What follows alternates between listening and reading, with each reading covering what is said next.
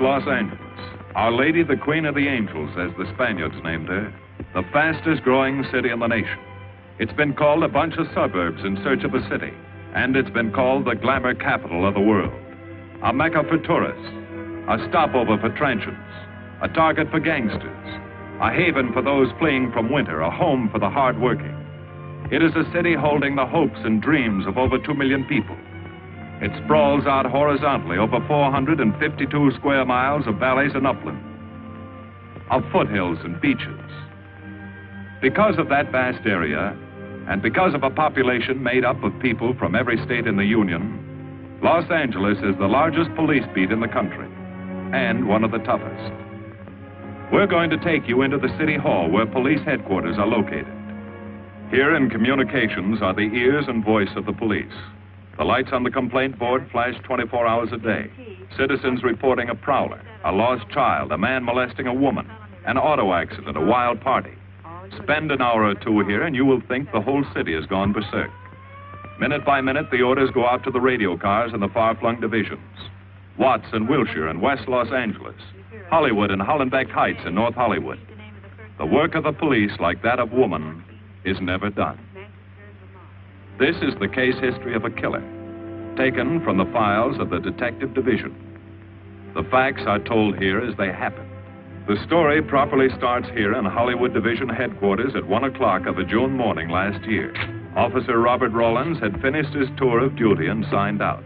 It had been a tough day. He'd be glad to get home. His wife would be waiting up for him as she always did.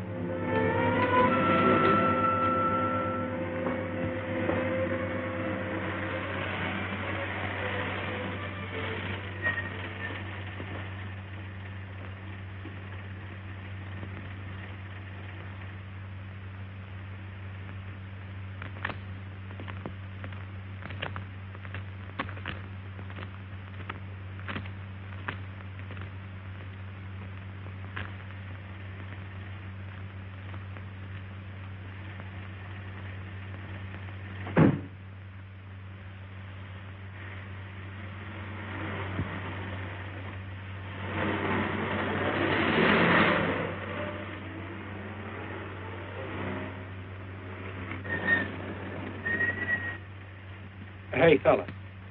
Come here. What were you doing back at that radio shop?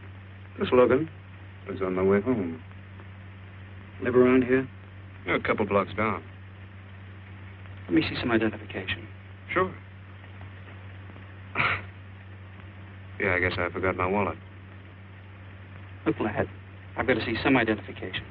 How about my Army discharge? I got it right here.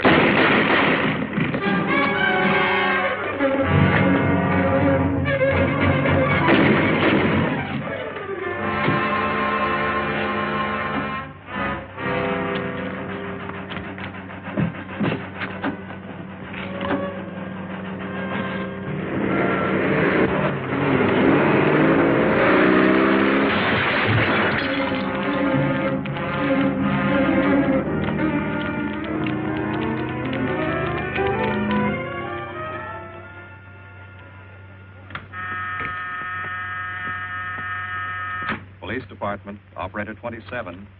I want to report the shooting of a policeman. Hold on, please.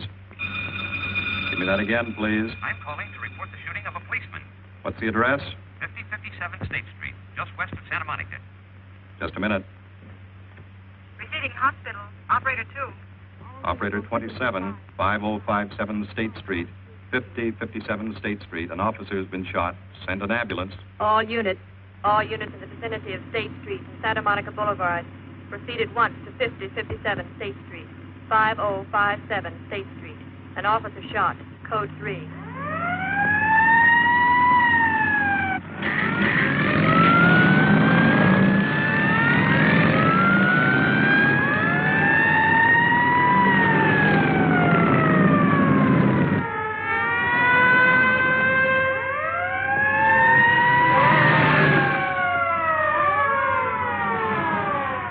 To Control 1.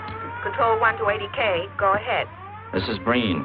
Instruct homicide to throw out a Dragnet and pick up all suspicious characters in the area of the shooting. Also notify Sergeants Marty Brennan and Chuck Jones to report to me at the scene of the crime. Control 1 to 80K. Roger.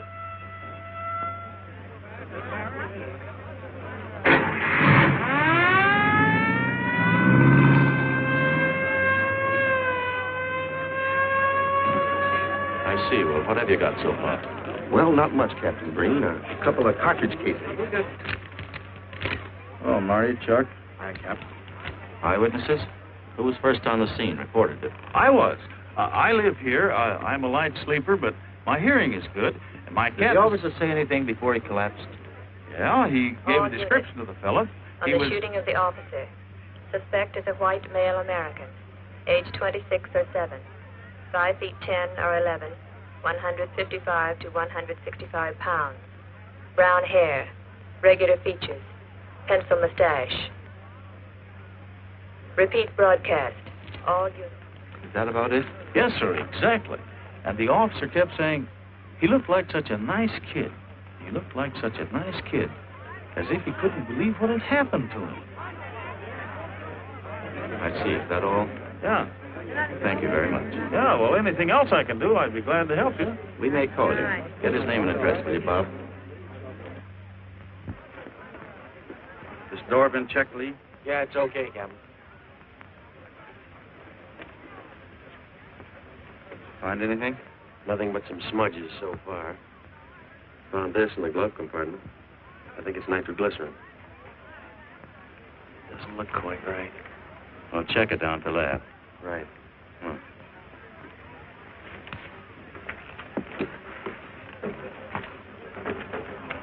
Open this up, Joe. No key, Captain. I'll try it open. Give me that bar, Frank.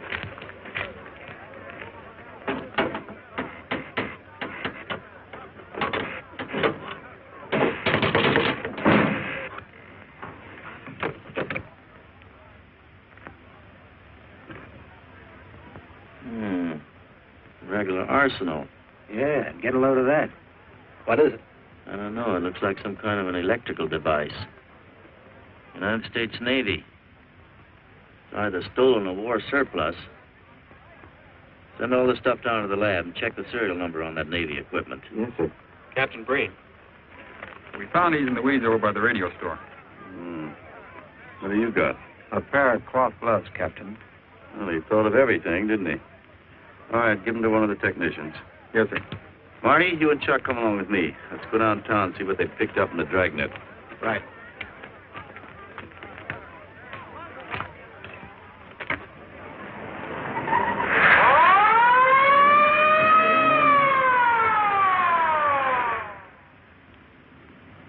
You know him, Marty? Yeah. I know his wife, too. Ever since high school. Captain, I wish you'd let Chuck and me handle this case. All right. I don't want any dead heroes. I just want the man who shot Rawlins. The suspects began to arrive at headquarters in droves. The police tossed every motel and hotel and many private homes in a 4-square-mile area around the scene of the shooting. Every available radio car and patrolman and detective was out on the Dragnet. The strings were being drawn tighter and tighter. Many a man returning from a date or a late party or a poker game surprisingly found himself in a squad car, its siren screaming as it brought him to the detective bureau. The Dragnet gathered in some strange fish, and many ordinary ones. All the rest of that night, the detectives probed, needled, questioned, quizzed. Everything was checked. Fingerprints, names, addresses, stories. Every fish in the net was examined. Most of them thrown back into the sea, not worth keeping. Except a few parole violators and slightly shady characters whose stories needed a lot of verifying. I wasn't prowling no cars. Just taking a walk, you know, getting in condition. You were running when the radio car picked you up. Yeah? Maybe that's why the guys call me Punchy. He's got a point there. 2 felony convictions, no warrant, no warrant. He's on parole. Book him, violation of parole. Let's have the next one, Joe. What were you doing in that vacant lot? The vacant lot. Lot? What were you doing with it at that time of night? Ni mỗi mình cũng cho lo ngồi ngồi siêu nổi là ngồi ấy 30 cái年没有依赖过我生存嘅我全家有我做老豆嘅生意嘅 You say your name is Ralph Henderson. So what? Well, you know, it's a funny thing, Ralph.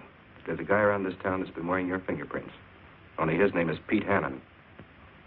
Okay. So I'm dead. So what's one more confession in my life? Now you're talking, Hammond. Okay, Andy. Oh, Harry. What have we got here? Oh, some robbery suspects. Candidates for San Quentin. Handsome here is the big shot. He runs the outfit. Have a gander at his record. Car theft, escape from reform school, robbery, assault with a deadly weapon. Not bad. Look at the heater we found on him. German Luger, fully loaded. Redhead here tried to carve up one of the arresting officers with this pretty toy. Nice boys. By dawn, many minor wrongdoings had been uncovered, and a few incipient felonies. The checking of the suspects had been thorough, painstaking, and tedious. But all the work was for nothing. The man who had shot Officer Rollins was not among them. He remained no more than a description, a shadow of a man, mysterious, elusive, deadly, hidden away somewhere in the vast city. As for Rollins himself, he couldn't help. He was in a coma at receiving hospital.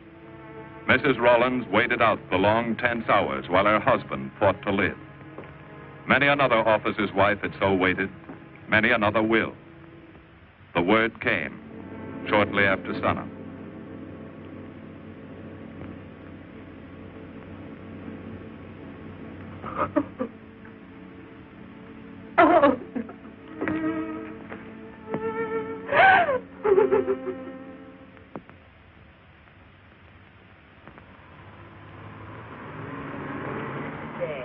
A white male American, 26 or 7, 5 feet 10 or 11, 155 to 165 pounds, brown hair, regular features, pencil mustache. This was no frightened fugitive. What went on in his mind?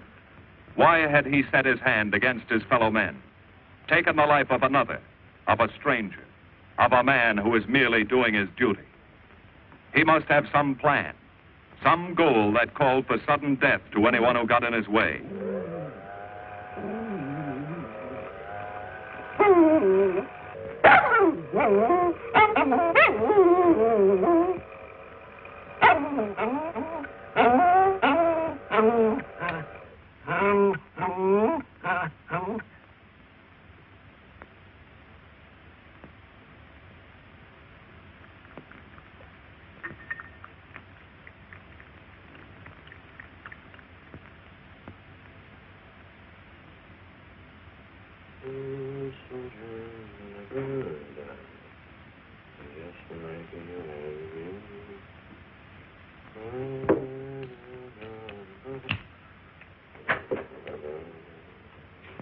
Good morning, boys.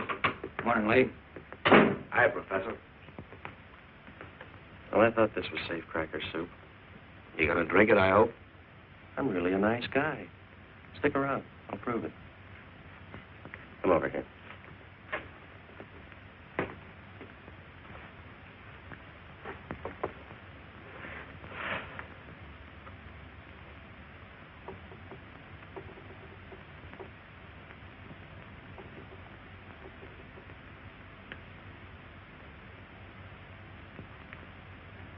Hold this for me, will you, Chuck? Thank you. Now, if you'll hand me that hammer, Marty. Thank you.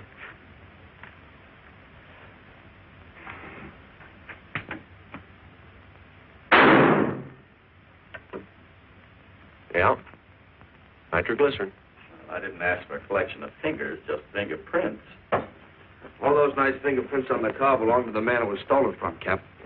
Nothing on the guns or picklocks? Not even an interesting smudge. The gloves? Common type, worn by undertakers. I'll check on them. They won't show anything. What did your scientific test show? A couple of little things. Tool identification on these picklocks. I got one under the scope. You want to take a look? Yeah.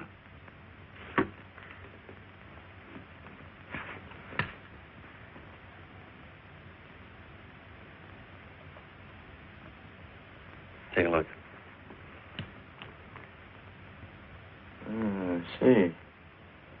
Well, it seems to tie the tool up with the lock. If that microscope could only tell us who did it. I'm working on that. No, only an amateur would carry that liquid dynamite in a car. This boy's no amateur. Took the precaution of desensitizing it so it'll take normal shock. Took a lot of other precautions, too. No fingerprints, no identification, nothing definite. Except his scientific. Knows electricity. Is inventive. Yeah. And happy on the trigger. This is Captain Breen. Get me Captain Stevens a burglary, will you? I hate to disappoint you, Lee, but I think you've come up with something. Hello, Steve. How are you? Did your daughter's marriage come off all right? Good. Look, Steve, on those burglaries of electrical equipment lately, were there any where picklocks were used to gain entry? Good. Well, let me know if there's another report of one, will you? I've got an idea the Rawlins killer may be tied in with those. Fine. And give my regards to the newlyweds, too. So long, Steve. Well, what are you waiting for? You've got a job, haven't you? Get going. Yeah, let's go, Junior. Hold this for me, will you, Lee? Thanks. And so, with no fingerprints and only a vague description to go by, Sergeant Brennan turned to the modus operandi file. A criminal, like any human being, has his own habit patterns, unconscious traits that can lead to his downfall.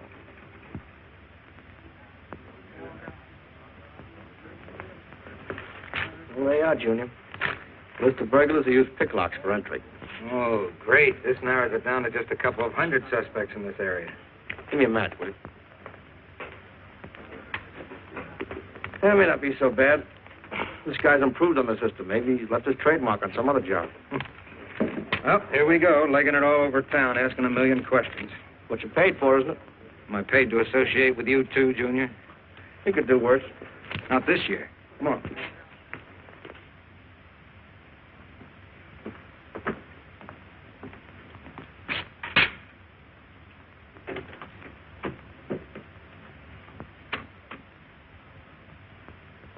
Car 12, car 12, in the 10,000 block on Mississippi.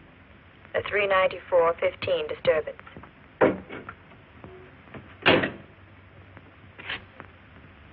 Car 80K, code 1.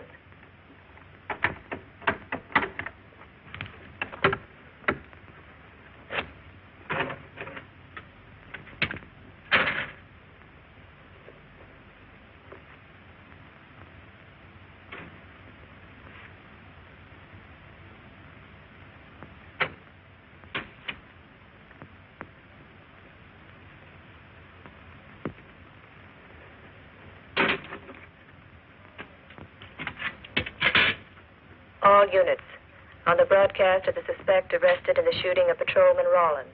Cancel the cancellation. Suspect released from custody.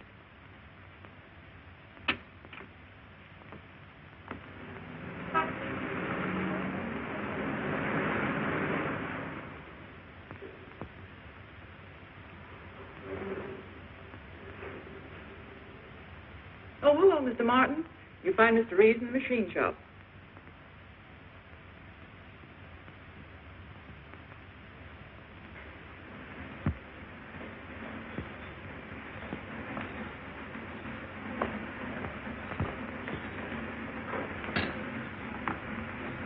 Hello, Roy. Glad to see you. How are you, Mr. Reeves? Hi. I was hoping you'd drop in. I wanted to thank you for showing us how to handle that repair job. Helped a lot.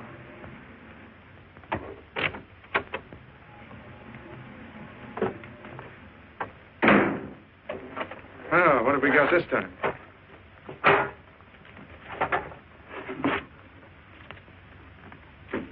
A sewer grab.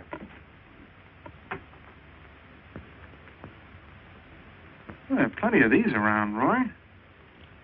Not like this one. Yes, I see. I suppose, as usual, you've added your own improvements. You know, it seems wrong that a man of your talents should bother consigning equipment for rental. I'd like to see you devote yourself entirely to experimental electronics. It'll come one day.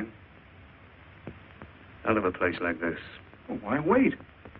I've got a pretty good setup here. You have modern equipment to work with, a lab, and my confidence. Thanks, Mr. Reeves.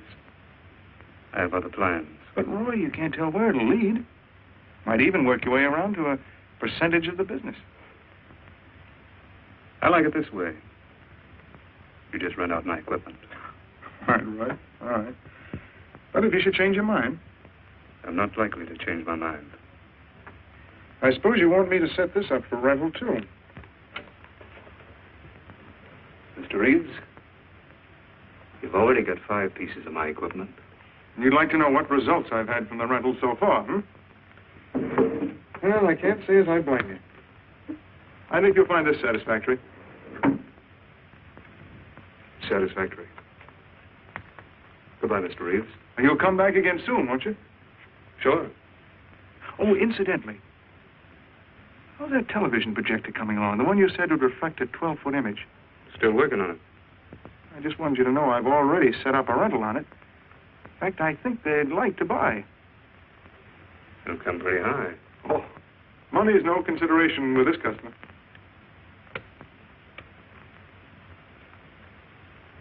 Tell him he can pick it up tomorrow. I thought you said it wasn't finished yet. It'll be finished.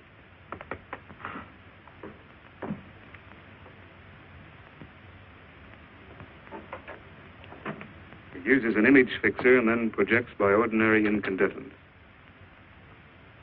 Roy, this is the best television projector I've ever seen. Let's hope that your customer thinks so. He will. Yes? Send him right in, Charlotte. There, you see, our customer is here, begging for the privilege of buying. Better be running along. I'm not much good at business. Oh, but Roy, he'll want to congratulate you. Just see that the price is right. All right, Roy. I'll get you a good deal. So long. See you.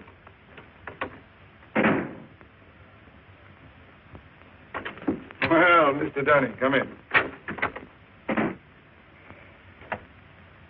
Isn't it a beauty?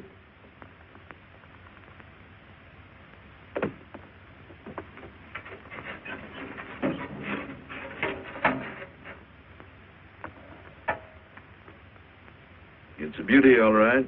You like it? I certainly do like it. You see, it's mine. What do you mean? Let me have the police. I built it. Spent years on it. Oh, you must be crazy. Roy built this machine himself. Your friend's a crook, Paul. You've been taken in. Hello? Give me the burglary detail. Dear Jim, regarding your inquiry on a 38 caliber Smith & Wesson revolver, sir. Oh, come in, boys. Burglary detail just sent this report through. There's a man named Dunning reports tracing a stolen television projector to the Reeves Electronics Lab. Think it's a tie with the Rawlins case? Well, take a look at this fellow Reeves and see what it gives. I'll notify burglary we're following up on it. Right. Come on, Junior. What else did he place with you for rental? Oh, a number of things. All war surplus that he bought on his veterans rating. Oh, is this more of his equipment? Yes. Yes, he left it here on consignment. I'm sure that Roy can explain everything. Well, maybe he can, Mr. Reeves, if you'll tell us where he lives. But I don't know. Mr. Martin's on the phone, sir. I'd better talk to him. I think so, Mr. Reeves. I'll take it in the superintendent's office.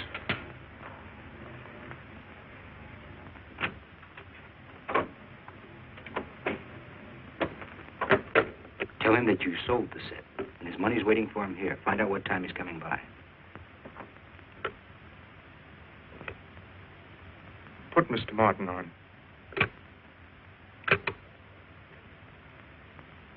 Hello, Roy? Yes, I've sold it. Your money is waiting here for you. Yes, I'll be working late tonight. What time will you be by? First thing in the morning. Well, maybe you better come in tonight, Roy. A couple of things I want cleared up. Like what? Oh, technical things.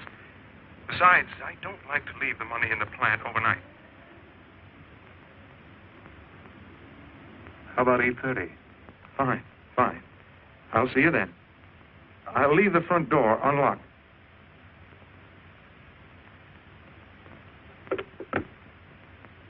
You'll be here at 8:30.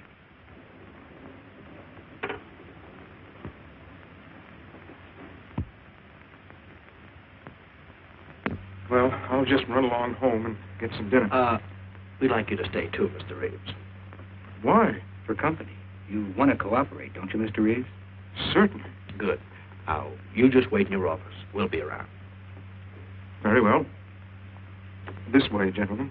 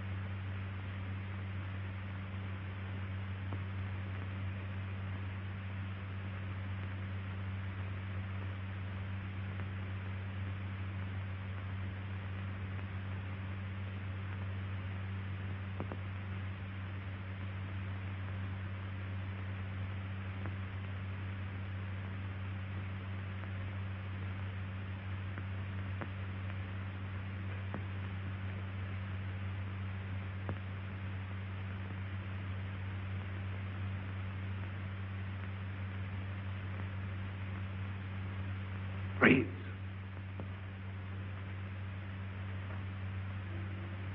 That you, Roy?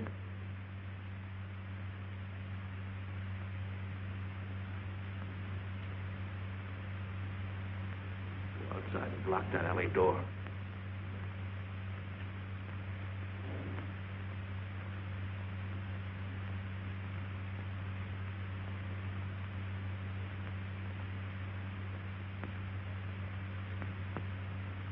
Where are you, Roy?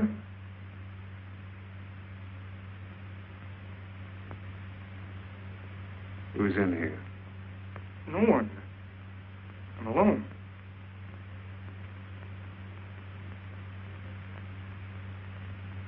Come on in. I've got your money for you. Bring it out here. All right. Just a minute.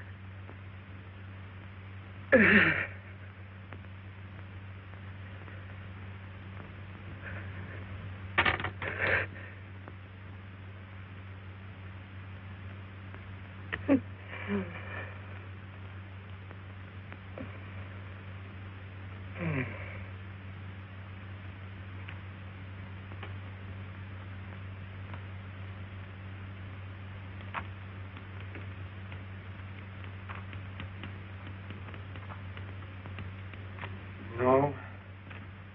None of them even looks like Roy Martin. He had such a fine face. Didn't keep you from carrying a gun.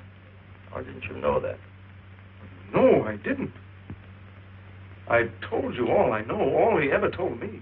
What about his friends? Didn't he have a girl? No, I don't think so. He had no interest in anything but electronics. Where did he pick up the subject? Books, magazines. Mostly from the Signal Corps. He was attached to a radar unit. Get a teletype off to the War Department. That might help. Yes? Ready on your call to receiving hospital, Captain Breen. Hello, this is Captain Breen. What is the latest report on Sergeant Jones?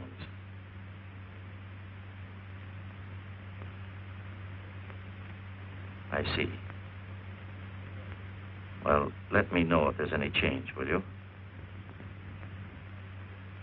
Thanks. Chuck's in pretty bad shape, Marty. He's paralyzed. May never walk again.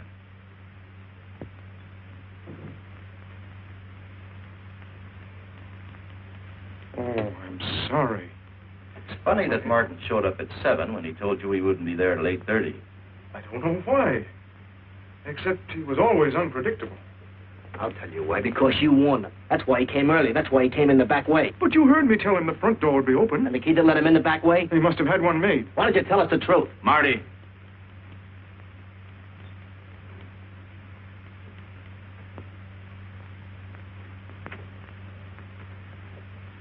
Now, look, Paul. You can make it a lot easier for us to believe your story if you'll just give us some facts. Something that might help us. I told you all I know. I've been gullible, all right, letting him make a fool of me. But I'd do anything to make up for what he did to Detective Jones. Sure you would. You can go now. Oh, thanks. Thanks. My friends, they can vouch for my character. That's good. We'll call you if we need you. Thank you very much. I think he's telling the truth, Marty. I think he's just gullible, like he said. What about the stolen stuff he was trying to peddle for Martin? We'll use it for bait. Maybe Martin will come back for it. Then we can ask him. Here. Nevertheless, I want a 24-hour tail put on Reeves, and I want a watch on his home and his factory. Right. You can keep those. Okay, Cap.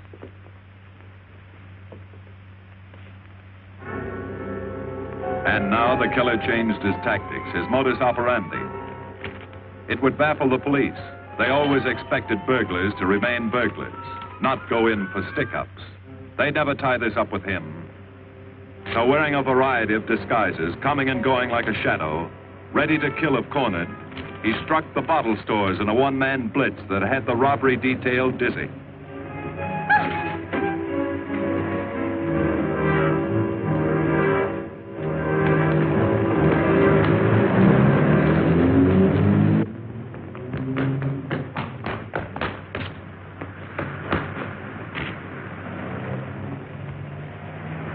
The killer, always resourceful, always thinking along lines that would baffle his hunters, had discovered an ideal avenue of escape. Under Los Angeles is a vast and intricate system of huge storm drains built to siphon off the flash floods of the rainy season. Many of the tunnels are large enough for 2 cars to drive abreast. Here were 700 miles of hidden highways. Ideal for the use of someone who needed to hurry from place to place without being seen. Ideal as a hiding place for guns and supplies in case of emergency. What is it, Lee? Well, the reason I asked you to come over is I think I've hit on something. An identification? No, not quite, but a tie-up. Now, these are the shells from the gun that killed Rawlins. These were fired in the liquor store holdup in which the bandit got away. And these were fired at Chuck. Now, as you know, every ejector, even in guns of the same model and caliber, is different. Each one leaves its own markings on the cartridge casing. Now, look at these fine striations. This deep gouge. The same on all three. In other words, the man who killed Rawlins and the man who shot at Jones and Brennan, the stick-up who's blitzing the liquor stores are all the same man. Right. All we need to know is what that man looks like. Get me Chandler in robbery, will you? I've got an idea about that. Also, it'll give us a chance to see if Reeves is on the level with us. Steve, Breen, about those blitz holdups you're on. Round up all the victims and have them down here tonight, will you? Oh, it's just a little scheme.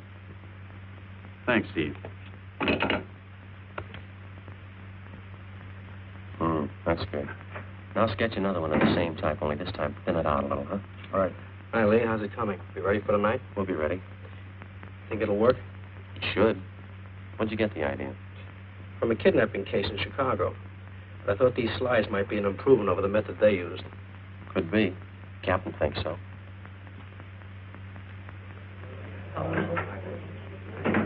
Good evening, ladies and gentlemen. May I have your attention for a moment, please? You've all been asked to sit in on a little experiment tonight. We're going to try to build a picture of a face. A face of a man who's cunning, resourceful, and deadly. He's a man who killed a police officer. Now, some of you he held up at the point of a gun. You may have seen his face, remembered something about it. And we want you to tell us exactly what you remembered. Whether it's his hair, eyes, nose, or mouth. And we're going to try to put those pieces together so that they add up into a picture of the face of the man we want. Now, you can see how we're depending on you. Lights? Now, first, we're going to concentrate on the type of hair our man had. And if the picture looks anything like his hair, I want you to speak right up. All right, the first slide, Lee.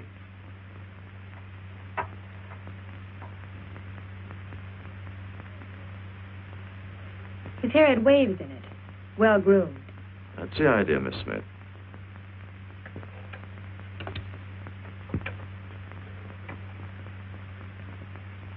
Is that any closer? No, it was parted on the side.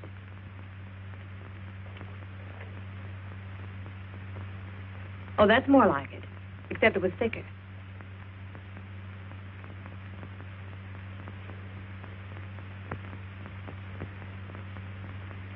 Oh, that's very close.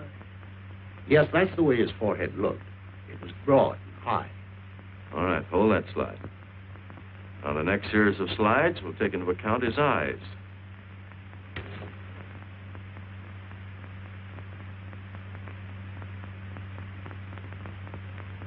Oh, 1 minute, please. Wait, 1 minute. His eyes were a little like that. Maybe a little smaller, like beads. Go on, Lee.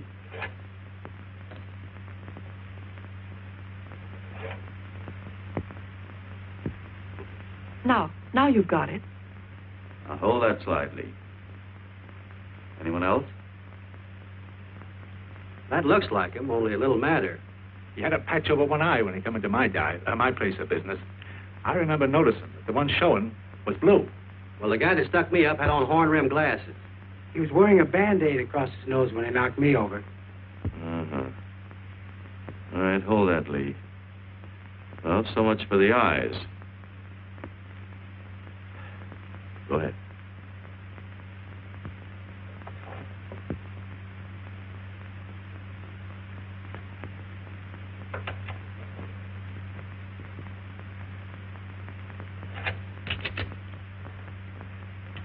Señor Capitán.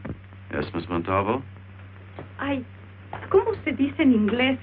A sus órdenes, señorita. Ah, qué bien. En este bandido, la nariz fue chata, como aquella, pero un poco más chata y más ancha. Like that, Captain, but more snub, wider. Try another one, Lee. Como aquella, casi la misma. She says that's about it. Thank you very much, Miss Montalvo. Get Reeves. Any more comments? That's pretty close, all right. Pretty close. Perfect. All right, now we'll start on the mouth and chin. The next series, Lee. I think his lower lip stuck out more. The mouth was thin and mean, like it never laughed. Go ahead. Something like that, but thicker lips. There. That's it. That's him. All right, now hold that right there, Lee. Oh, come in, Mr. Reeves. Good evening, Captain. Did you ever see that face before? Why, it's Roy. Except for the hair being a little lighter and the eyebrows heavier. It's Roy. You're sure? I'm positive I'd know him anywhere. Lee, I want a retouched photograph. Now lighten the hair and give more body to the eyebrows. Right. Lights. That's all. Thank you very much. You've been a great help. It's positively amazing how you found out what he looked like. Well, we're looking for an amazing criminal, Mrs. Johnson. Thank you and good night. Good night, Captain. And so the face of the unknown killer, built up from fragments of evidence, was sent out all over the country.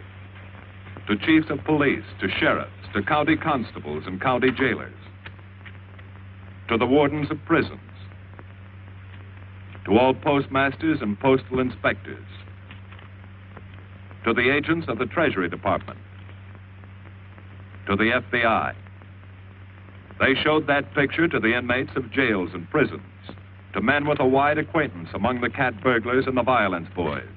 Informers and conmen and sharpshooters were quizzed, those on the fringe of crime and those deep in the rackets. Many wanted to help. Nobody could. No one in the underworld recognized that mysterious face. He was as unknown as if he had lived in the 16th century.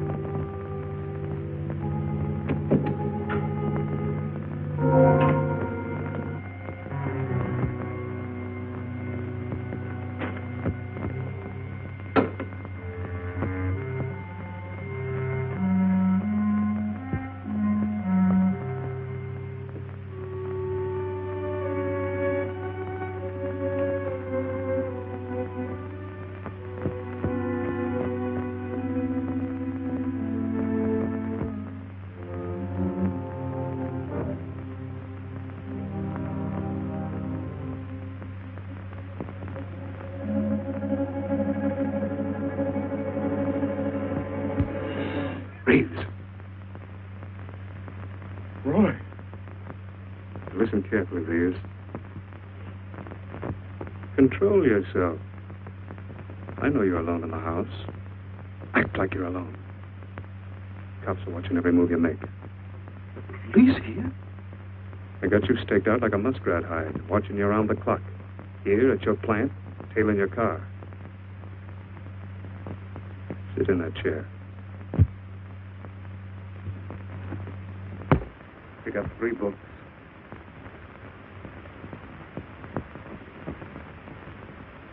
Don't look up and don't answer me. All right. But glance at the book.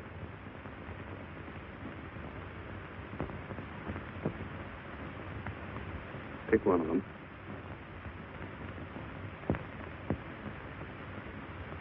Okay.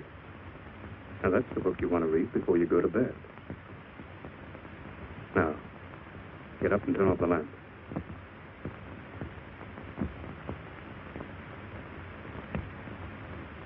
Come here. Come here.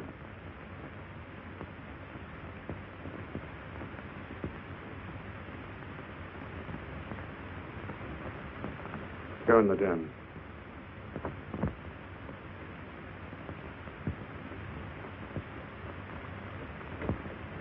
Pull those drapes back.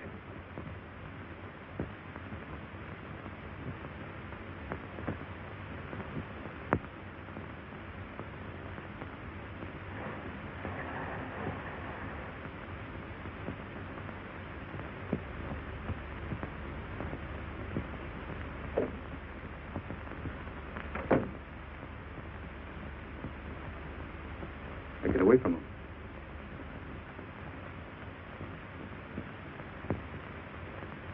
What do the cops know about me? Not very much, Roy. No fingerprints. They haven't even got a picture of you. They're trying to make one.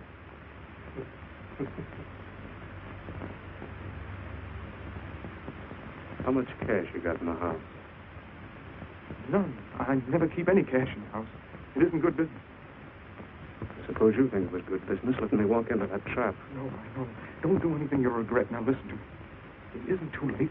Give yourself up. Come to your senses before you kill someone else.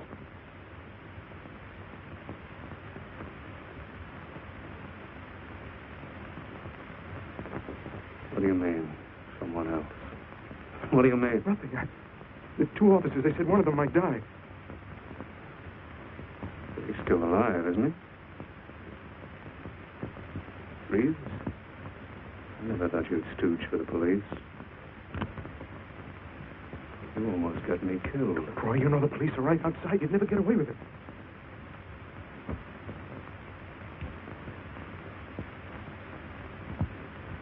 That's right. Now you're being sensible. I know there's money here. Where is it? Don't worry. I'll get it.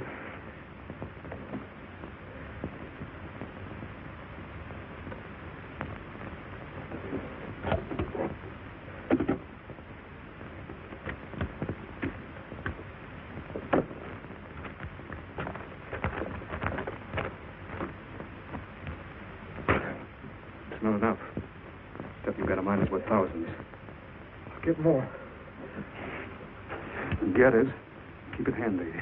I'll be back next week and next month. But get it and have it ready. Just give me time.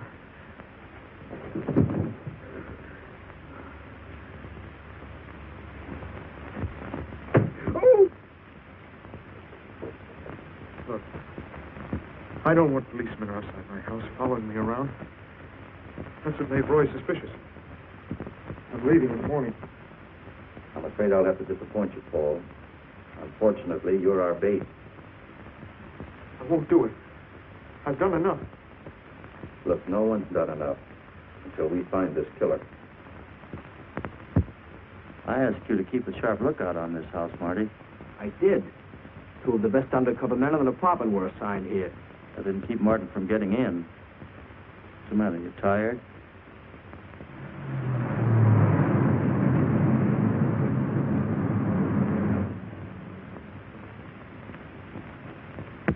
You got any idea how long you've been on this case, Marty? Months.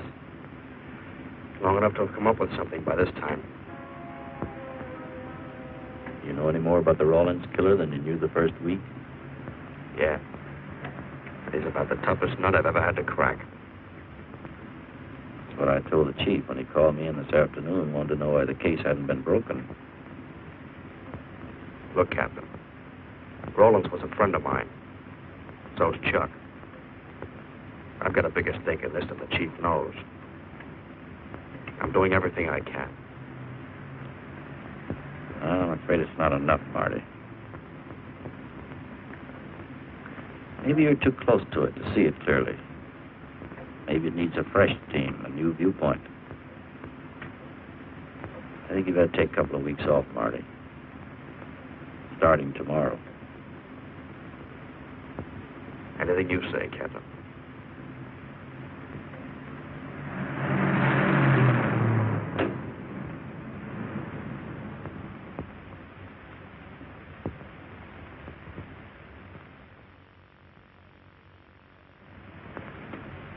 Hiya, Marty.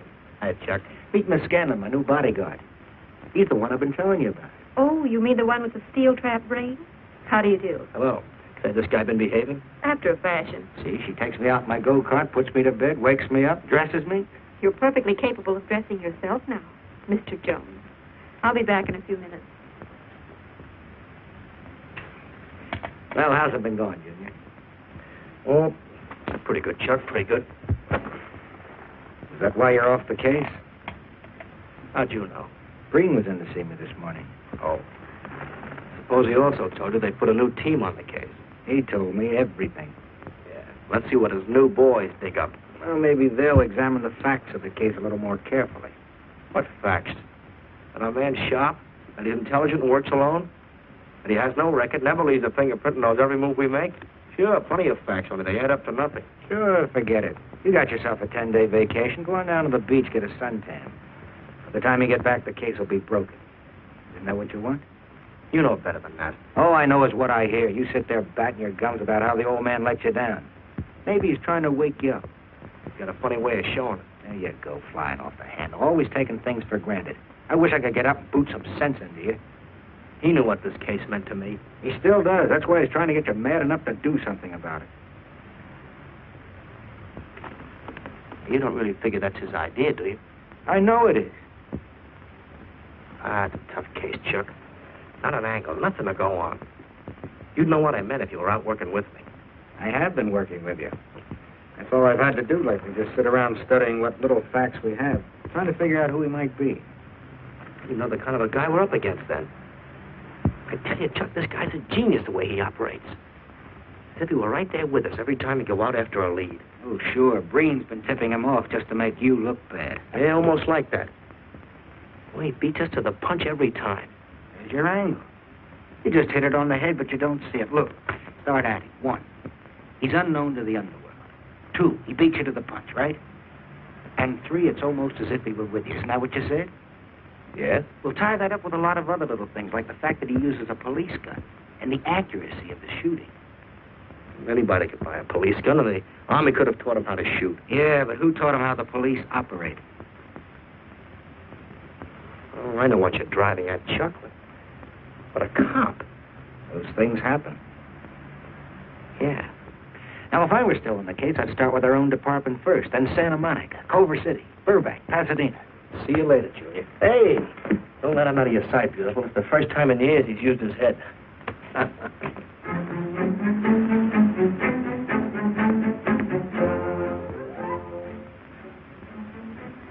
But you get a print of every mug we take. We always send LA a copy, Sergeant. It's personnel photos I want. You mean of our boys? That's Roland's killer, isn't it? That's right. You checked your own department. We did that first.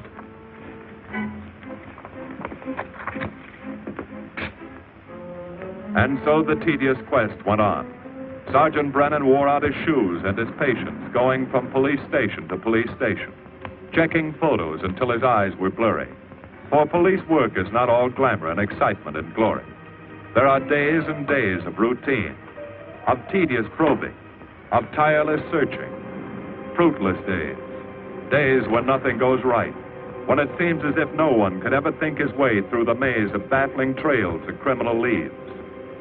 But the answer to that is persistence, and the hope that sooner or later something will turn up, some tiny lead that can grow into a warm trail and point to the cracking of a tough case.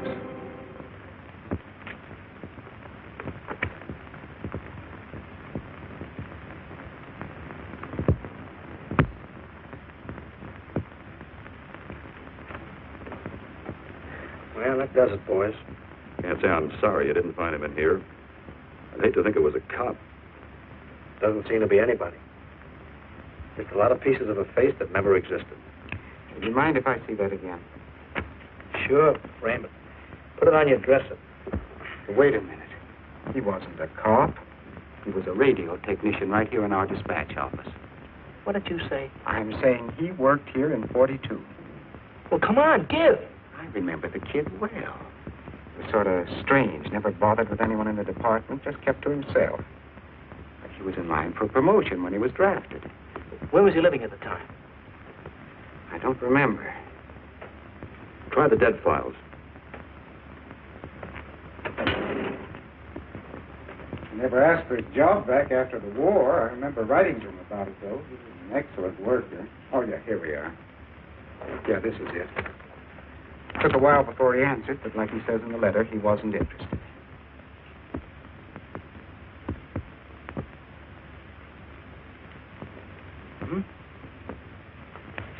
Postmarked Hollywood. No return address. What do you want us to do? All the work? Oh, thanks a lot, Freddie. You remember, he was a civilian employee.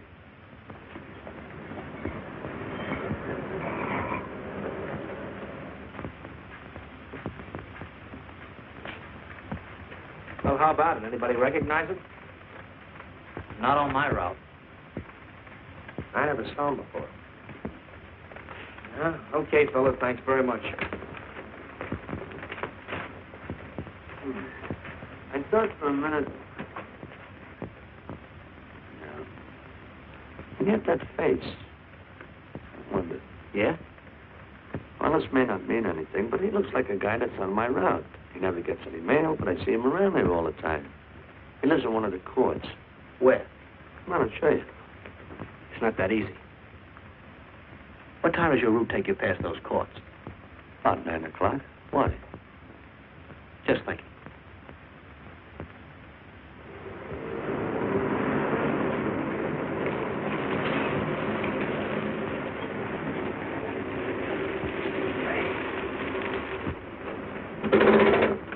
You got any chocolate milk? Sure have, buddy. Yeah. Thanks. What's your pocket? Straight on back. Second in the yell. Number 7. Right. Kind of warm today, huh? Oh, it's not too bad for this time of the year.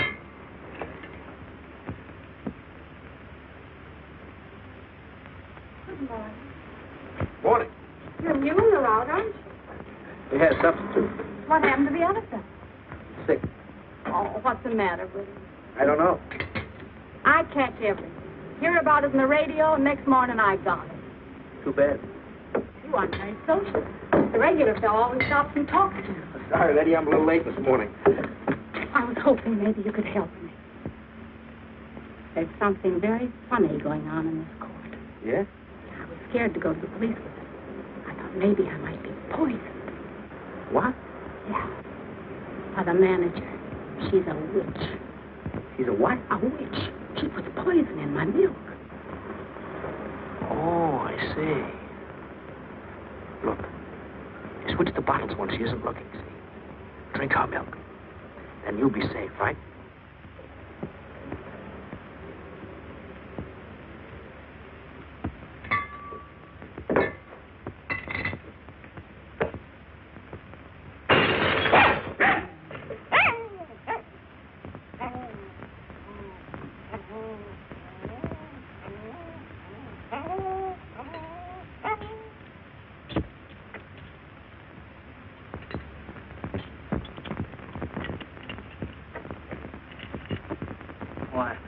A little accident. Got a mop, I'll clean it up. Leave it be. I'll clean it up myself. Okay, mister.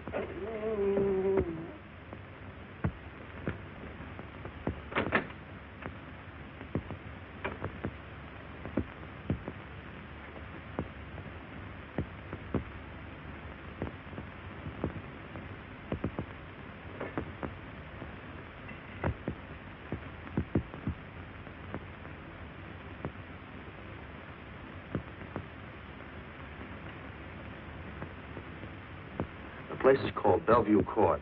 I drew this from memory, but it's pretty close. That's where he's hiding out, right there. You sure he's our man, Marty? Captain, I couldn't go wrong on that face. He's our man.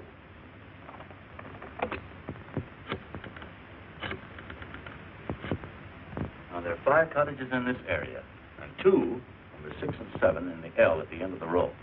Our man lives in number 7. This building department plan will show you the whole layout.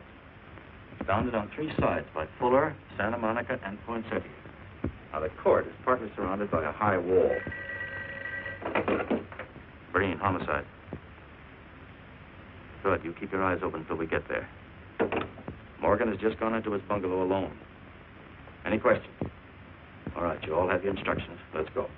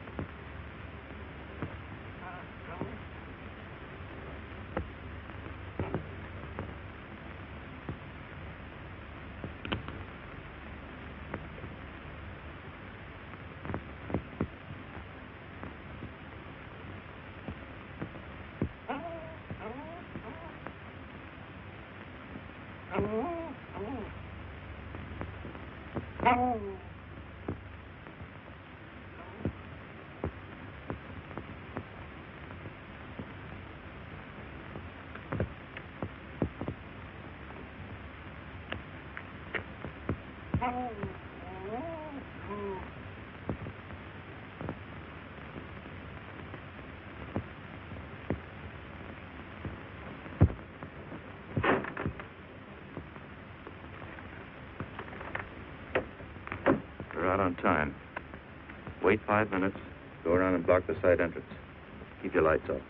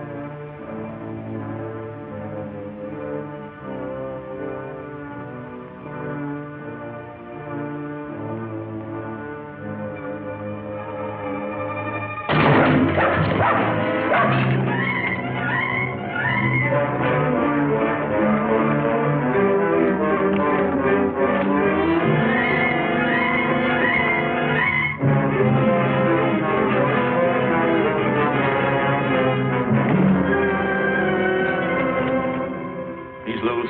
I want a radio car in a hurry.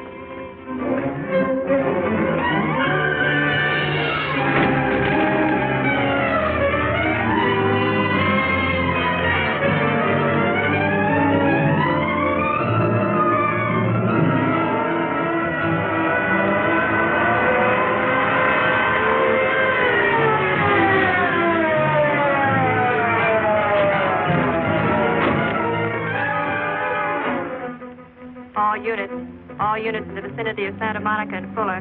The murder suspect in the Rawlins killing is at large.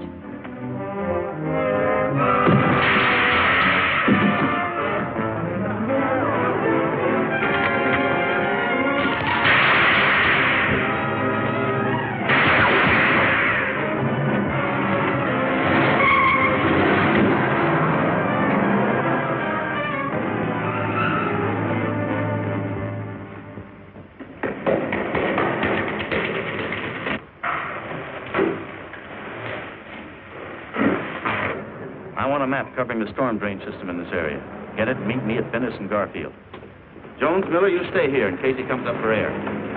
I want a man at every other drain entrance along this line. Got to come up somewhere. Come on, Marty. You're driving.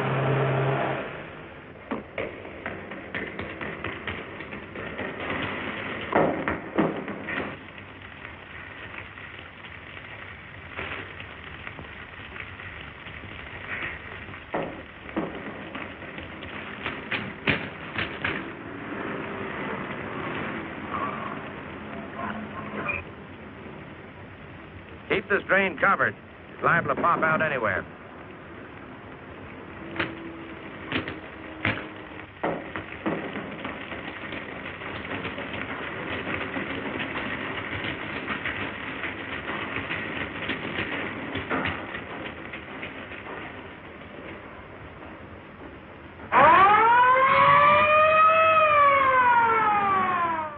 Why Venice and Garfield, Captain? It's the main intersection of the system. We can head him off that way. ADK to Control 1. Clear frequency 7. This is an emergency. Control 1 to all cars on frequency 7. Stand by. Control 1 to 80K. Go ahead. Notify homicide. Send the following to Venice and Garfield. 4 squads, battle lanterns, gas mask, tear gas. Urgent. This is a code 3. Control 1 to 80K. Roger.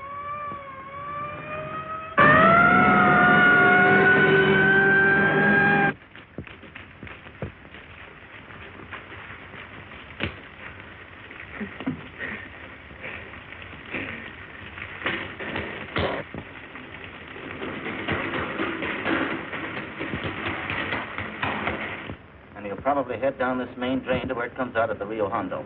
Now, you take your squad and cover that exit. Right. Keep all spare radio cars cruising back and forth along this main street. Watch the curb inlet. We'll go in here.